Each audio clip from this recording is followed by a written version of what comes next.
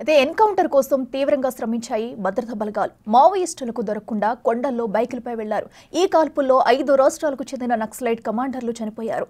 చనిపోయిన మావోయిస్టులను పోస్ట్మార్టానికి తరలించారు. రాష్ట్రంలోని అబుజ్మడ్ అడవి ప్రాంతంలో మావోయిస్టుల వర్సెస్ పోలీసు భద్రతా దళాల మధ్య కూడా ఒకసారిగా ఎన్కౌంటర్ జరిగింది. ఫలితంగా చూసుకుంటే మాత్రం 36 మంది మొదటగా నక్సలైట్లు మృత్యువాత పడ్డారు. మరోవైపు చూసుకుంటే మాత్రం మరలా ఈరోజు ఉదయం మళ్ళీ భద్రతా సిబ్బంది మొత్తం కూడా అడవిలోకి వెళ్ళి ఎన్కౌంటర్ జరిగిన ప్రాంతంలో మళ్ళీ కూబింగ్ నిర్వహిస్తున్న తరుణంలో మరో 4 మృతదేహాలను గుర్తించడం కూడా జరిగింది. టోటల్గా 40 మంది వరకు మృతదేహాలను గుర్తించినటువంటి సిఆర్పిఎఫ్ భద్రతా సిబ్బంది, మరోవైపున కోబ్రా దళాలు కావచ్చు, మరోవైపున చూస్తే మాత్రం ఎస్డిఆర్ఎఫ్ సిబ్బంది కావచ్చు, మరోవైపున అంటే స్పెషల్ పార్టీ పోలీసులు, మరోవైపున ఛత్తీస్గఢ్, మహారాష్ట్ర, ఒరిస్సాతో పాటు తెలంగాణ రాష్ట్రం సంబంధించిన పోలీసులు కూడా ఈ సంయుక్త దాడుల్లోని అబుజ్మడ్ దండకార్యంపై ఒక్కసారిగా ఉగ్రరూపం దాల్చారు. ఫలితంగా చూసుకుంటే మాత్రం దండకార్యంలోని ఒక్కసారిగా విరుచుకుపడడంతో మావోయిస్టులు మొత్తానికైతే మట్టుపెట్టిన నేపథ్యం ఉంది. మొత్తానికైతే మావోయిస్టులు కోలుకోనకుండా వాళ్ళ యొక్క ప్రత్యేక రహస్య సమావేశం ఏర్పాటు చేసుకొని ఆ రహస్య సమావేశం అనంతరం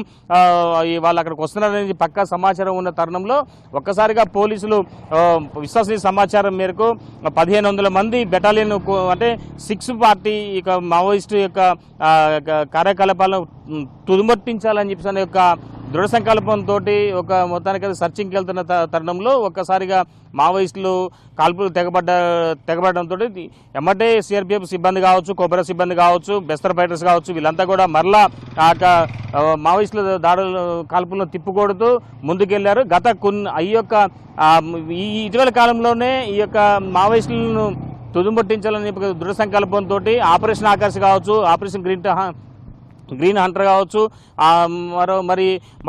మరో వైపు చూసుకుంటే మాత్రం యువతకు ఎక్కువ లొంగిపోయినటువంటి మావోయిస్టులకు కూడా పోలీస్ డిపార్ట్మెంట్లో ఉపాధి కల్పిస్తూ వాళ్ళకి ఉన్నతమైన స్థానం కల్పించుకుంటూ మావోయిస్టుల కార్యకలాపాలకు సంబంధించినటువంటి డేటా మొత్తం సేకరించుకుంటూ మొత్తానికి అబుజ్మడ్ అడవి ప్రాంతంలో ఉన్నటువంటి మావోయిస్టులను ఏరివేతకు రంగం సిద్ధం చేశారు. ఫలితంగా మాత్రం కోలుకోకుండా ఒక్కసారిగా 40 మంది వరకు కూడా మావోయిస్టులు మట్టుబెట్టారు. దాంట్లో అధికారికంగా కాసేపటి క్రితమే ఇక బెస్తరైజీ సుందర్రాజన్ 31 మందిని మావోయిస్టులకు గుర్తించడం జరిగింది. మిగిలిన 9 మంది సమీప గ్రామ ప్రజలుగా ఉన్నారని చెప్పి అంటూ విశ్వసనీయ సమాచారం వెల్లడించారు. మొత్తానికైతే మృతదేహాలను కాసేపటి క్రితమే సంఘటన ప్రాంతం నుంచి అంటే మైదాన ప్రాంతానికి తీసుకొచ్చారు. అబుజ్మడ్ అడవి ప్రాంతం నుంచి అక్కడ ప్రాంతం నుంచి సుమారు ప్రత్యేకంగా ట్రక్కుల ద్వారా ఇక్కడ నుంచి అంటే దంతెవాడకు తరలించేందుకు అన్ని రంగం సిద్ధం చేశారు. అదే మొత్తానికైతే మాత్రం మరికొంతమంది అడవిలో చనిపోయినటువంటి అన్నల కోసం వాళ్ళ యొక్క ఐడెంటిఫికేషన్ కోసం కూడా సమీపంలో ఉన్నటువంటి వాళ్ళ యొక్క మావోయిస్టుల గిరిజనులకు సంబంధించి వాళ్ళతోటి ఐడెంటిఫికేషన్ కోసం ప్రత్యేకంగా వాళ్ళని కూడా తీసుకుపోవడం కూడా జరిగింది. మొత్తానికైతే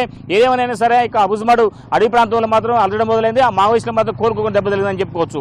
ఇది కొంత తాజా పరిస్థితి. అయితే మరోవైపున ఇప్పటికే ఆ కాల్పుల్లోని మరోవైపున రామకృష్ణ అనే ఒక ఆంధ్ర చెందిన వ్యక్తి, మరోవైపు చూసుకుంటే మాత్రం ఇంకొక మరి కమల్ హాసన్ తనపై ఇప్పటికే ఒక 20 లక్షల పైగా రివార్డు ఉన్నట్టుగా పోలీసు భద్రతా సిబ్బంది చెప్తున్న నేపథ్యం అవుతుంది. అయితే ఏది ఏమైనా మన క్లియర్ చూసుకోవచ్చు. అడవి ప్రాంతంలో నుంచి మొత్తానికైతే మాత్రం మావోయిస్టులను మట్టుబెట్టేసి మొత్తానికైతే కోబ్రా దళాలు కావచ్చు, సిఆర్పిఎఫ్ బెటాలియన్ కావచ్చు, ఈ వివిధ రకాల సిబ్బంది పోలీస్ సిబ్బంది మొత్తం అంటే స్పెషల్ పార్టీ కూడా మొత్తానికైతే కూబింగ్ నిర్వహించుకొని మైదాన ప్రాంతానికి వస్తుంది. ఇక సమీపంలో ఉన్నటువంటి ఇంద్రావతి నది పక్కన బేస్ క్యాంప్కి చేరుకుంటున్నారు. మనం చాలా క్లియర్ విజువల్ చూసుకోవచ్చు. దీంట్లో మహిళ సంబంధించినటువంటి బెటాలియన్స్ కమాండర్స్ కూడా ఉన్నారు.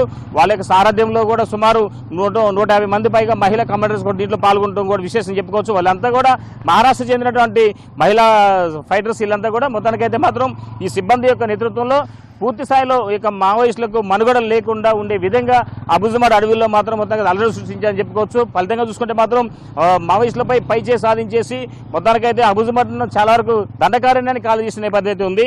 ఏది ఏమైనా సరే ఈ యొక్క ప్రాంతంలో జరుగుతున్నటువంటి ఈ యొక్క ఎన్కౌంటర్ విషయంలో మాత్రం మావోయిస్టులకు మాత్రం కోలుకునే దెబ్బతిందని చెప్పుకోవచ్చు. మృతి చెందినటువంటి మావోయిస్టులపై ఓవరాల్గా 40 మంది పైన 31 మందిపై చూసుకుంటే మాత్రం ₹1 కోటి పైగా రివార్డు ఉందని చెప్పి పోలీసు వర్గాలు చేస్తున్న నేపథ్యం ఉంది. ఇది కొంత తాజా పరిస్థితి.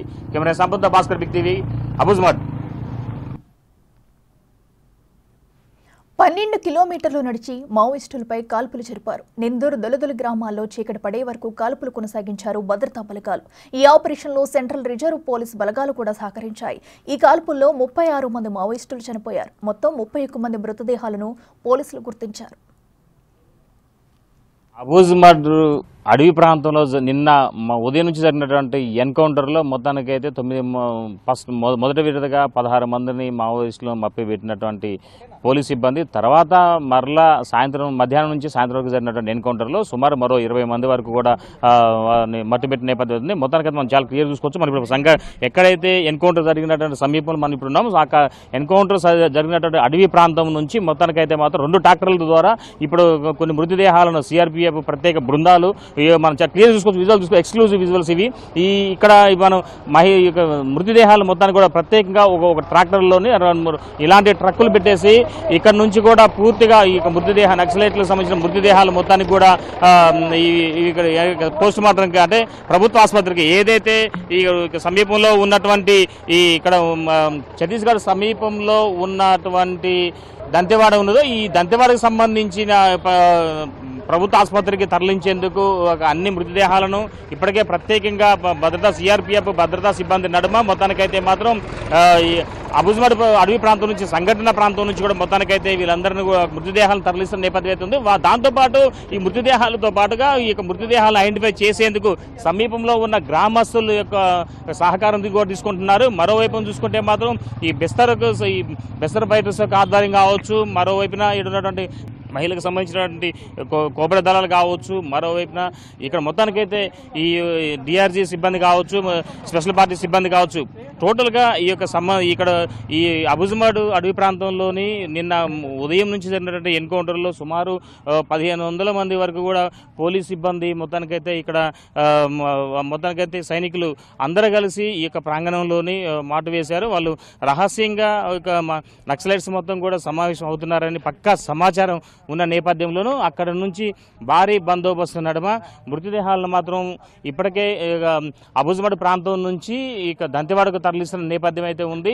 ముందు వెనక కూడా భారీ ఎత్తున కూడా ఎస్కార్ట్ కూడా పెట్టడం కూడా జరిగింది. మరోవైపున మాత్రం ఈ యొక్క ఆపరేషన్లో సుమారు 3-4 రాష్ట్రాలకు సంబంధించినటువంటి ప్రత్యేక బలగాలు కూడా దీంట్లో ఈ యొక్క ఆపరేషన్లో పాల్గొనే నేపథ్యం అయితే ఉంది. మొత్తానికైతే ఇంకా కొన్ని మృతదేహాలను తరలించేందుకు కూడా ట్రక్స్ ఇంకా వెనక నుంచి వస్తున్నాయి. ముందైతే 2 ట్రక్స్ మాత్రం ముందుగా అయితే దంతెవాడకు తరలించేందుకు అన్ని ఏర్పాట్లు చేసిన నేపథ్యం అయితే ఉంది. మొత్తానికైతే ఇవన్నింటిని కూడా ఎక్కువ చూసుకుంటే మాత్రం ఏదైతే ఇక్కడ సమీపంలో ఉన్నటువంటి ఈ ఇంద్రావతి నది సమీపంలో ఉన్న బేస్ క్యాంప్ దగ్గరికి ముందుగా ఈ యొక్క మృతదేహాలను తరలించి అక్కడి నుంచి వాటిని ఐడెంటిఫై చేసిన తర్వాత మళ్ళీ దంతెవాడ ప్రభుత్వ ఆసుపత్రికి తరలించి అక్కడి నుంచి వాళ్ళ కుటుంబీకులు ఎవరైనా వస్తే వాళ్ళకి అప్పచెప్పేందుకు అంత రంగం సిద్ధమైంది. సాయంత్రం 5 గంటల సమయంలో మొత్తానికైతే మాత్రం ఎస్పీ యొక్క ఆధ్వర్యంలోని మరోవైపు బెస్తరాయిజీ సుందరరాజన్ నేతృత్వంలో మీడియా సమావేశం ఏర్పాటు చేసి పూర్తి వివరాలు వెల్లడించిన నేపథ్యం ఉంది. ఇది కొంత తాజా పరిస్థితి. కేవలం సంపత్తో భాస్కర్, బిగ్ టీవీ, అబూజ్మడ్.